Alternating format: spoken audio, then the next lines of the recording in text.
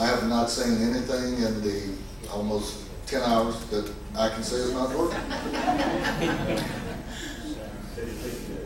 I have to see it, I have to touch it, I have to feel it.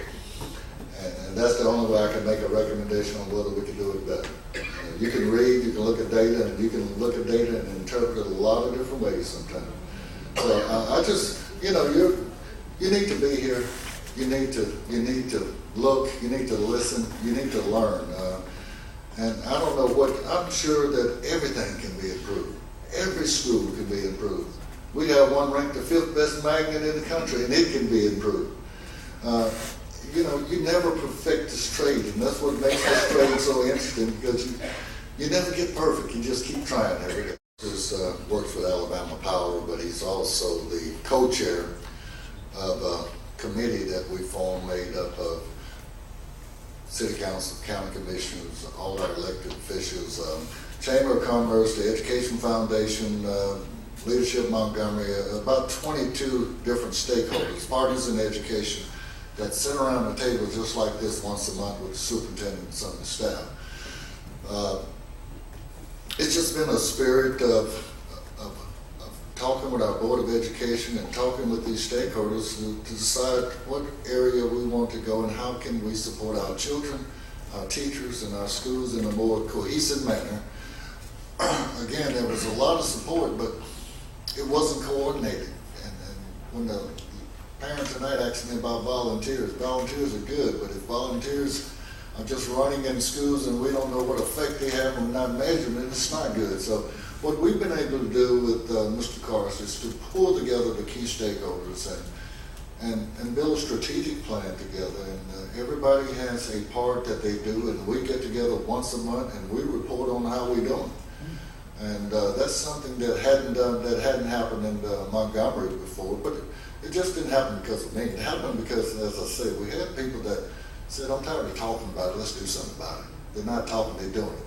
So it's a credit to Mr. Karst more than it is to me and the other members of that committee who have decided that, and some people had to back out, because we say all the time, when you come to this committee meeting, you drop your ego when you come through the door. You're no longer the superintendent or president or regional bank or anything else. We're here to talk about children.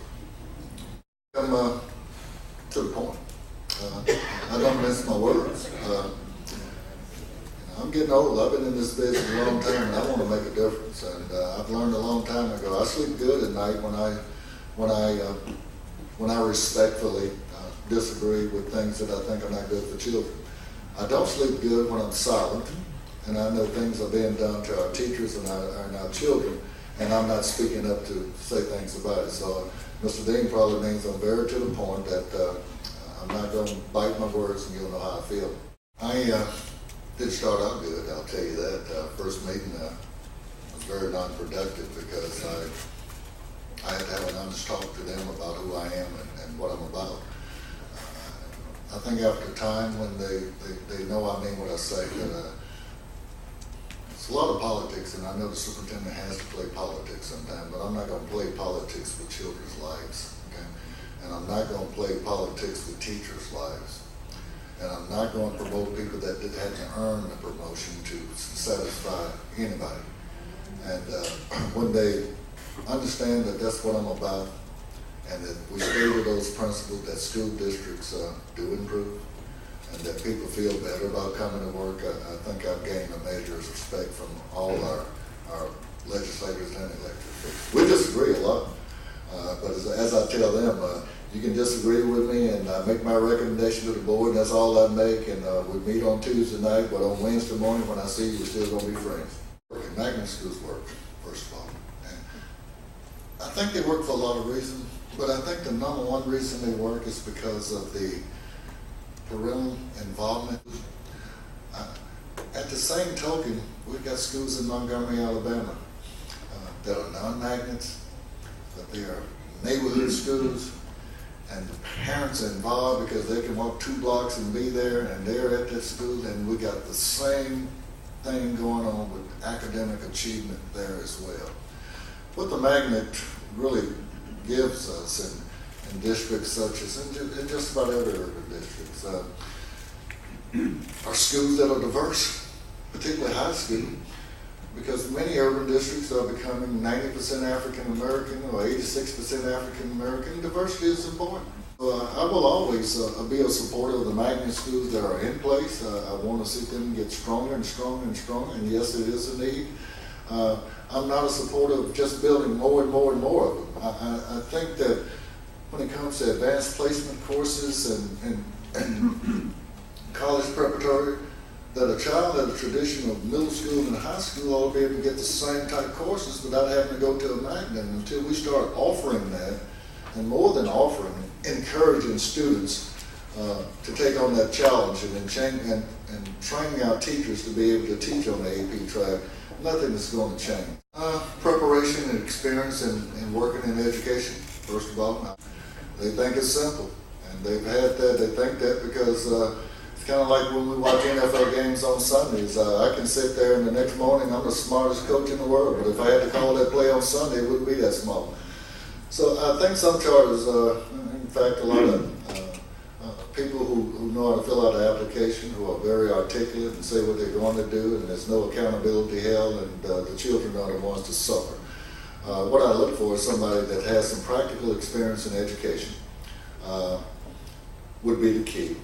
I think it's a place for local districts to utilize charters. I really do. I wish that I had it at my disposal in my current district, but there are no charters allowed in the state of Alabama anywhere, because my alternative high school right now would be a charter school under the district's control. Because the type of children that are referred to in an alternative school are children that have had difficulties in a normal school setting and